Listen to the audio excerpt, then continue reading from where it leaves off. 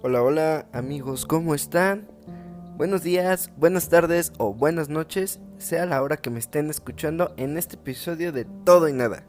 Les recuerdo que yo soy Nono, su anfitrión este día, hoy domingo 17 de enero del 2021.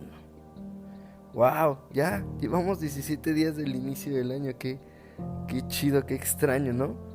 Y pues el día de hoy vengo a traerles otro tema para ponernos a echar a andar la cabecita un rato, pero sin antes decirles que como les digo que espero que lleven un 2021 de lo mejor, que vaya súper, súper, súper chido. Estos días que ya empezaron y que se sigan cuidando, chicos. Vamos a cuidarnos porque pues esto del COVID está bien cañón. Vamos a jalar parejo porque como dice ahí el eslogan, si te cuidas tú, nos cuidamos todos. Y la verdad es que espero que estén de lo mejor. Andábamos hoy un poquito atrasados con los episodios, pero miren, ya estamos de vuelta para traerles un tema muy, muy interesante. Y pues es que la verdad, como les digo, es un tema muy interesante que si bien yo conocí un poquito y a lo mejor a ustedes se les va a hacer conocido o familiar, porque en algún momento debieron de haber escuchado del tema o haber visto una película de este lugar que les voy a hablar o lo hubieran relacionado con algún lado, porque espérenme, déjenme les cuento que el día de hoy vamos a incursionar ahora con lugares embrujados y tenebrosos. Eso es de lo que vamos a hablar el día de hoy. Y pues simplemente yo estoy fascinado con este tema porque está muy interesante a pesar de que uno puede decir, bueno, qué tanta historia puede tener esto, ¿no? Y déjenme les cuento que de este lugar del que pues obviamente más o menos deben de tener ya una idea, eh, Disney lo puso en mi cerebro, lo trajo a mi mente. Y aunque la aparición en Disney de este lugar es fugaz, es interesante conocerlo. Y obviamente ya un poquito más de grande aparecieron varias referencias a este lugar en películas más encaminadas como al suspenso y del terror por todo lo que engloba, tanto visual como históricamente este lugar. Y es que el lugar no es para menos. Encontrarnos con un reino de terror siempre ha sido un golpe a nuestra estabilidad emocional. Pero encontrarnos con osamentas e historias que engloben la armonía de un lugar es otra cosa aún más interesante y a la vez un tanto lúgubre. Pero ¿qué pensarías si te digo que uno de los cementerios más grandes del mundo conserva los cuerpos de al menos 6 millones de personas y todo bajo la ciudad más importante, cosmopolita y turista del mundo? Por ello, el día de hoy me alegra traerles a ustedes el reino subterráneo de la muerte, las catacumbas de París.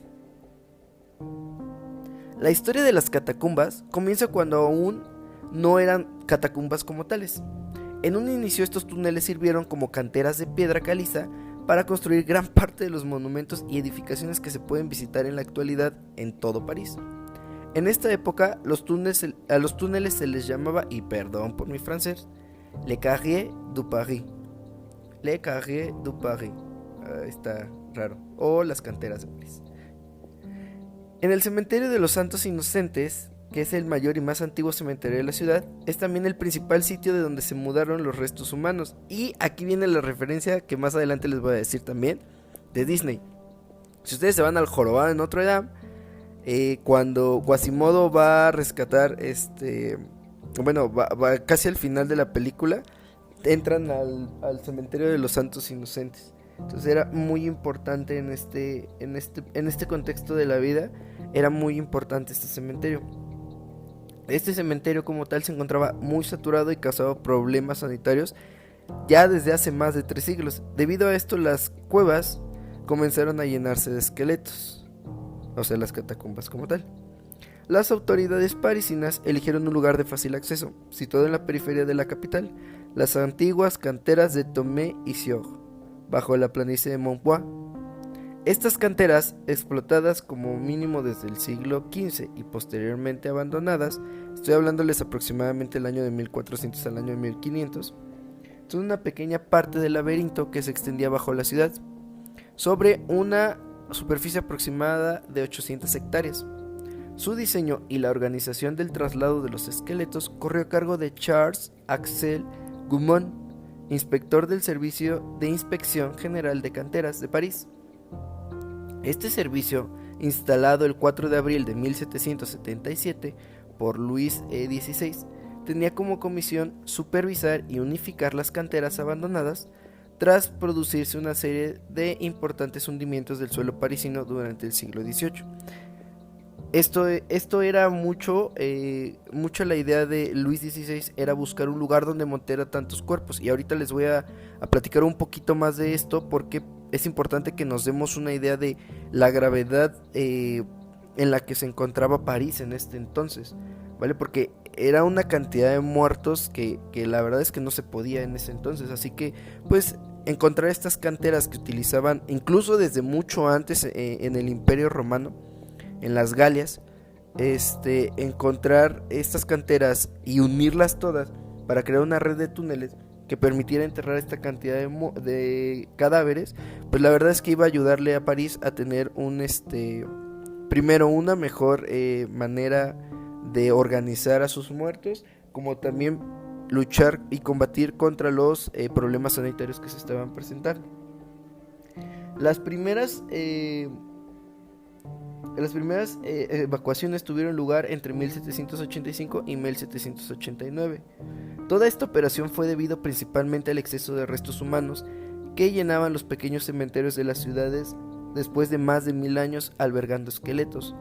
Al mismo tiempo, el distrito de Le Haye sufre las enfermedades debido a la contaminación por el manejo inapropiado de los cadáveres recientes, especialmente en el cementerio de los Santos Inocentes, que es este distrito que más adelante les voy a hablar un poquito de él, que era muy concurrido.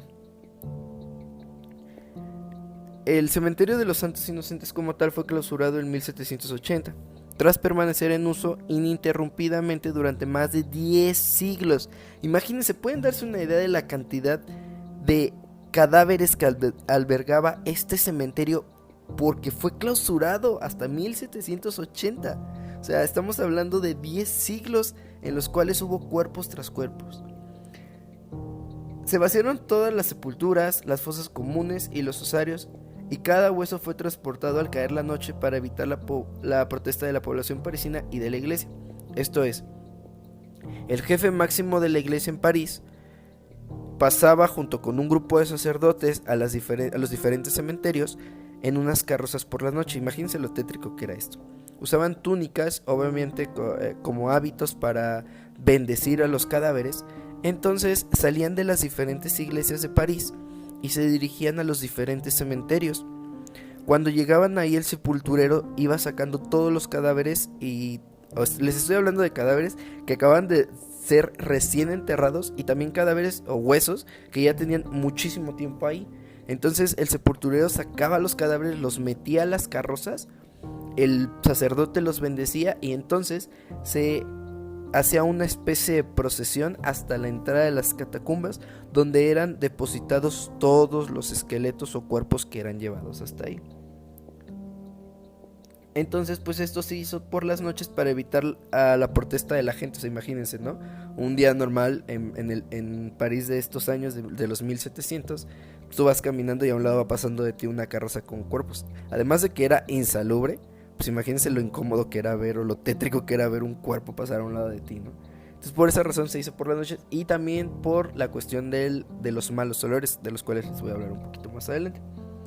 A continuación, los huesos se descargaron a través de 2 pozos de servicio de la cantera para su posterior distribución y apilado en las galerías por los canteros.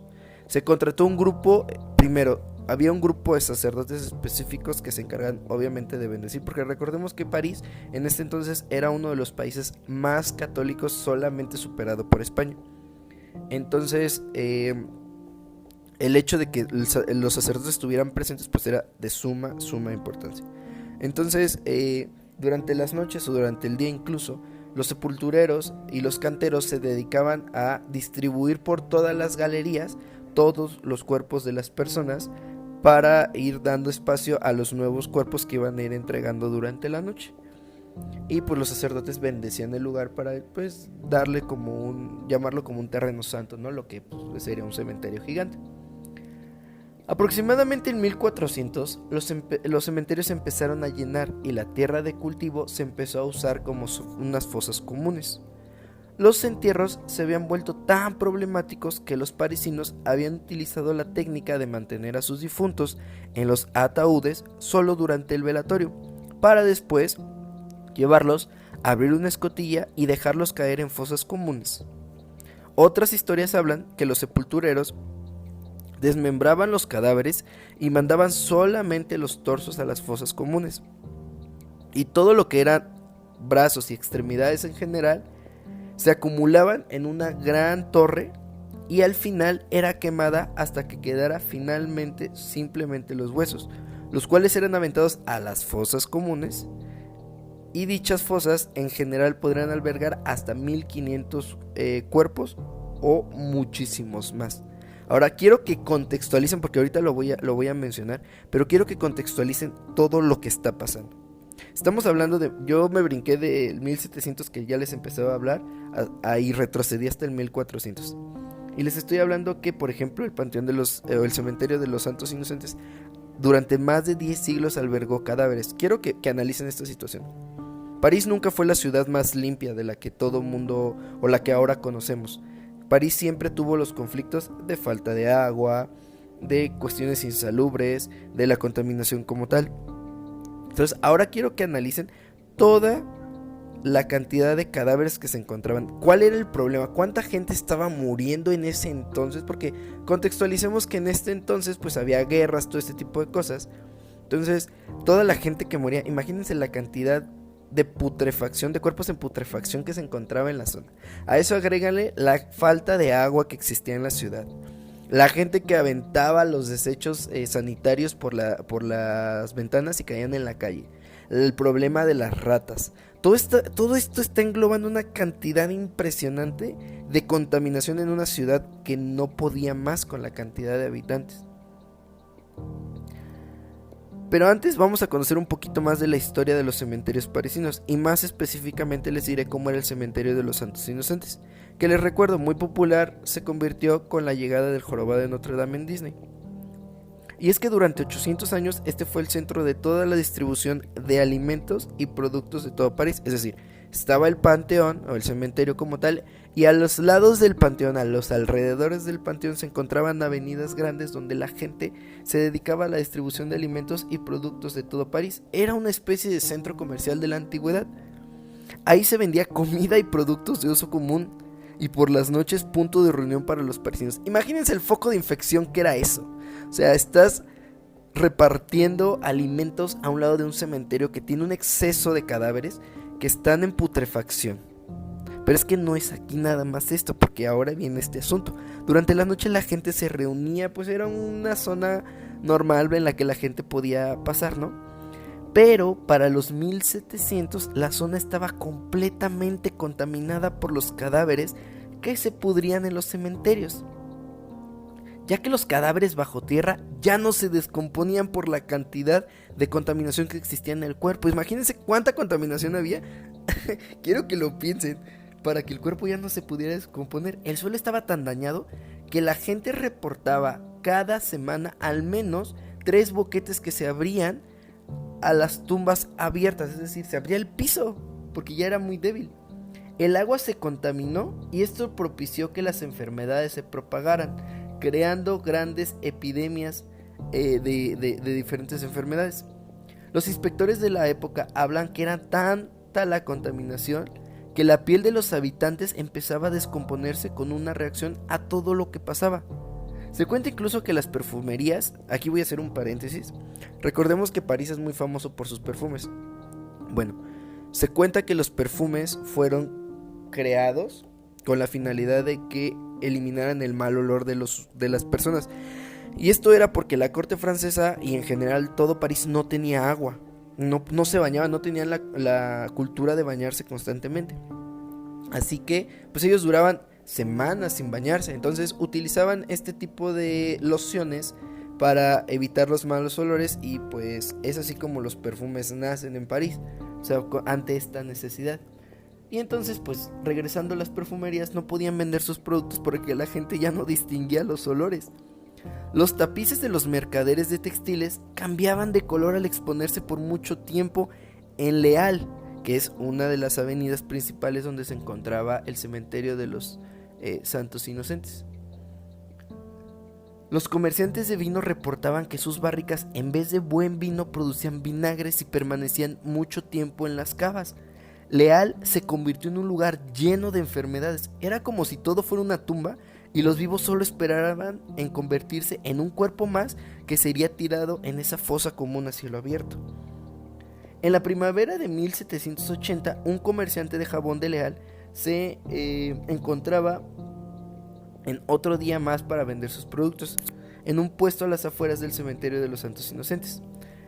Ese día empezó a llover tan fuerte que la lluvia tenía meses que no paraba. El suelo a sus pies no era más que barro y agua. El comerciante pasó el día de lo mejor que pudo hasta que escuchó un crujido a sus espaldas. La pared que compartía con el depósito de huesos del cementerio se derrumbó. Cabe mencionar que el cementerio contaba con un muro de 3 metros de alto, 2.5 metros de alto por encima de la calle en donde se encontraba el comerciante. El comerciante solo pudo observar cómo el muro del cementerio se derrumbaba, esparciendo cuerpos en descomposición por toda la calle. Les Halles era un caos. Todos corrieron con la esperanza de evitar todos los cadáveres que caían. Era como una película de terror donde empezaron a llover cadáveres que inundaron toda la calle a su alrededor. En 1418, una reaparición de la peste bubónica desembarcó en más de 50,000 cadáveres en un periodo de tan solo 5 semanas, mientras la masacre de la Guerra de los 100 años incrementaba las cifras de muertos.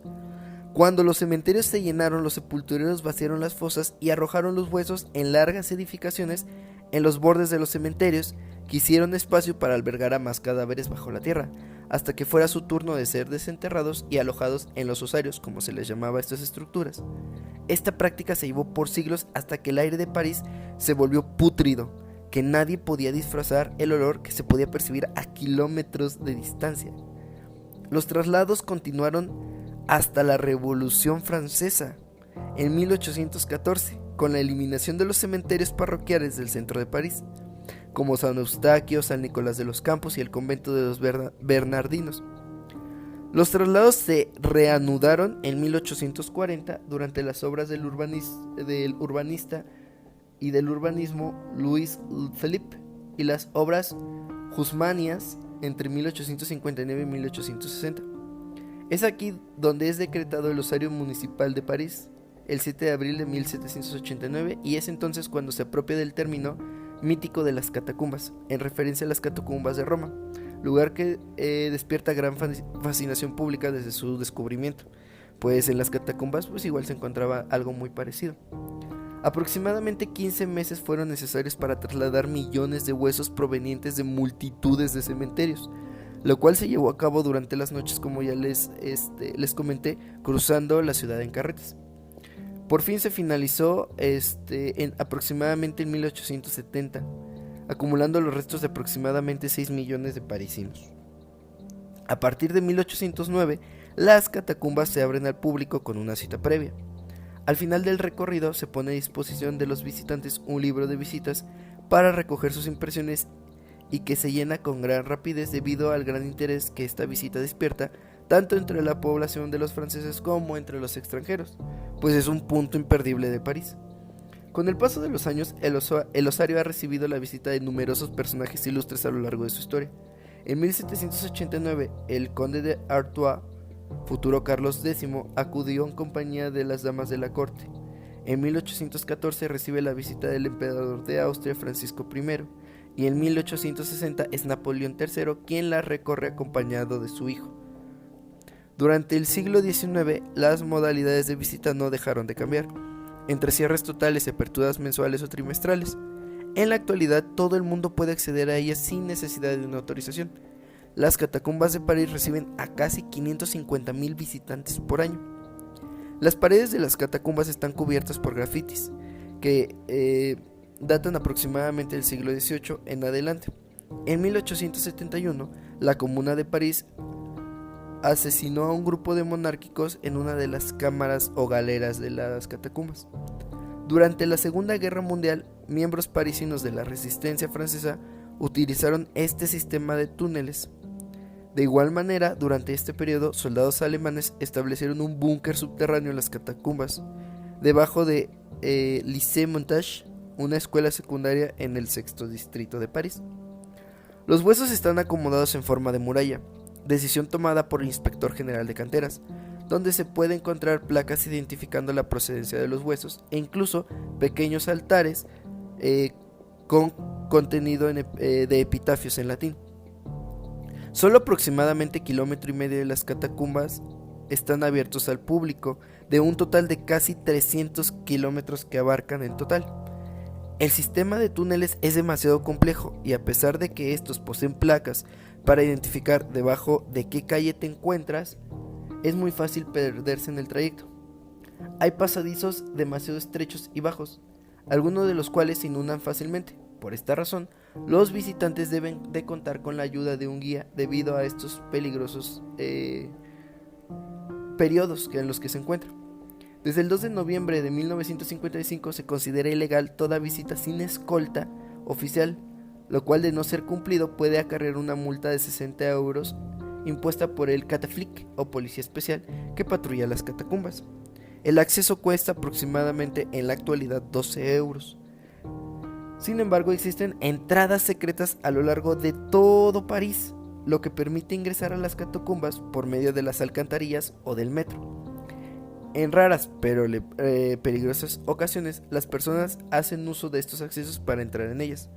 El misterio de las catacumbas de París, y por toda la energía que concentra, se ha demostrado en sus registros que incluso hay gente que ha entrado escondidas y ha hecho rituales satánicos, por lo que conlleva este lugar. De hecho, si quieren conocer un poquito más de las catacumbas o verlas un poquito más, hay una película que se llama Así en la Tierra como en el Cielo, que es una película de suspenso terror en donde está ambientada en las catacumbas de París. Como datos curiosos están por mencionar los siguientes. Se trata de una extensión de laberintos y túneles encontrados a unos 20 metros de profundidad bajo la ciudad Luz, es decir, aproximadamente un edificio de 5 pisos. Las canteras de piedra caliza de ahí se extraían el mismo material que sirvió para la construcción de sitios emblemáticos en París, como principalmente la Catedral de Notre Dame. Ahí en las catacumbas descansan los restos de Charles Perrier, autor de las obras como Cenicienta y Caperucita Roja, de Jean de La Fontaine y del pintor Simon Bouguer, entre otras figuras notables de París. Para acceder al 1,5 kilómetros de acceso de las catacumbas debes bajar aproximadamente 243 escalones para iniciar este recorrido. Un viajero aproximadamente a un buen ritmo tarda 45 minutos en recorrer la sección que simplemente está abierta al público. Las catacumbas también cuentan con un recorrido virtual. Miles de esqueletos humanos y pasadizos pueden ser apreciados en la página www.catacombs.paris.fr en internet. Según el sitio web Atlas Obscura, en 1867 las catacumbas permitieron por primera vez el acceso al público en general. En 2009 decidieron cerrarlas debido al robo de varios cráneos, pero ya con la apertura hay un sistema de seguridad muy grande y haces un chequeo al momento de salir para asegurarte que no te lleves nada. En 2017, 2 adolescentes quedaron atrapados durante 3 días en las catacumbas. Tenían 16 y 17 años y ambos tuvieron problemas de hipotermia al ser rescatados, pero afortunadamente se encuentran vivos para contarlos. Pero se cree que ellos vieron o escucharon o encontraron una presencia que deambula en las catacumbas de París, y de lo cual los 2 muchachos hasta la fecha no han querido hablar de ello.